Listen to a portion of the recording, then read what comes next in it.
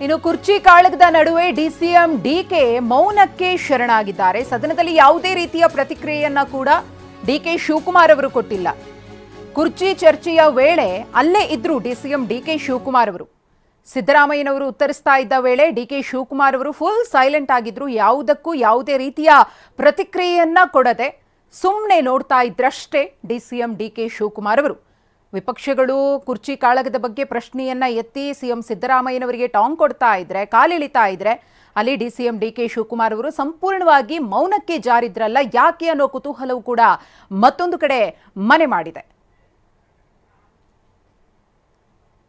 ಚಳಿಗಾಲದ ಅಧಿವೇಶನ ನಡೀತಾ ಇದೆ. ಉತ್ತರ ಕರ್ನಾಟಕದ ಸಮಸ್ಯೆಗಳ ಬಗ್ಗೆ ಚರ್ಚೆ ಮಾಡೋದಕ್ಕಿಂತ ಹೆಚ್ಚಾಗಿ ಇದೀಗ ವಿಪಕ್ಷಕ್ಕೆ ಅಸ್ತ್ರವಾಗಿರುವುದು ಕುರ್ಚಿ ಕಾಳಗ. ಒಂದಲ್ಲ ಒಂದು ವಿಚಾರವನ್ನ ಎಳೆದು ನಾಯಕತ್ವ ಬದಲಾವಣೆಯ ಬಗ್ಗೆ ಕಾಂಗ್ರೆಸ್ ಪಕ್ಷವನ್ನ, ಸಿಎಂ ಸಿದ್ದರಾಮಯ್ಯನವರನ್ನ ಕಾಲೆಳೆಯುವಂತಹ ಕೆಲಸವನ್ನ ವಿಪಕ್ಷ ಸದಸ್ಯರು ಮಾಡ್ತಾ ಇದ್ದಾರೆ. ಆದರೆ ಇದುವರೆಗೂ ಕೂಡ ಹೈಕಮಾಂಡ್ ತೀರ್ಮಾನ ಅಂತ ಹೇಳಿ ಏನೇ ಬೆಳವಣಿಗೆಗಳಾದರೂ ಕೂಡ ಡಿಸಿಎಂ ಡಿಕೆ ಶಿವಕುಮಾರ್ ಅವರು ಅದಕ್ಕೆ ಪ್ರತ್ಯುತ್ತರವನ್ನ ಕೊಡುವಂತಹ ಕೆಲಸವನ್ನ ಮಾಡ್ತಾ ಇದ್ರು. ಆದರೆ ಈ ಬಾರಿ ಯಾಕೋ ಸದನದಲ್ಲಿ ಅವರು ಏನನ್ನೂ ಮಾತನಾಡದೆ ಮೌನಕ್ಕೆ ಜಾರಿದ್ದಾರೆ.